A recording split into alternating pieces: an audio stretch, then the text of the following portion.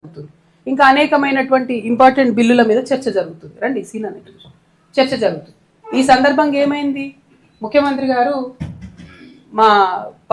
నేను గతంలో ఉన్న పార్టీలో ఒక గుంటనక్క గారు ఉంటారు, వారిని మీరందరూ హరీష్ రావు గారిని పిలుచుకుంటారు.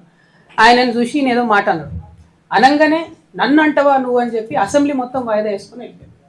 అరే ఒక్క మాట వ్యక్తిగతంగా ముఖ్యమంత్రి ఏదో నిన్నంటే మొత్తం అసలు ప్రతిపక్షమే లేకుండా, ప్రతిపక్షం అంటే ఏంది, ప్రజల గొంతుక, ప్రతిపక్షం అంటే ఏంది, అన్యాయం ఎట్లా జరుగుతుందని ప్రశ్నించేటటువంటి ఒక వాయిసే ప్రతిపక్షం.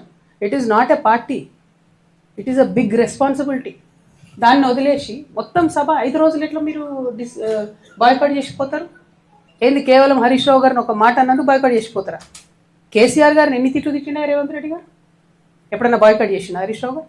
మొన్న ఈ గుంటనక్కకు డిప్యూటీ ఫ్లోర్ లీడర్ ఇవ్వగానే నేను చెప్పిన, బీఆర్ఎస్ పార్టీని ఎవరు కూడా కాపాడలేరు అసెంబ్లీకి రాకపోతే అని.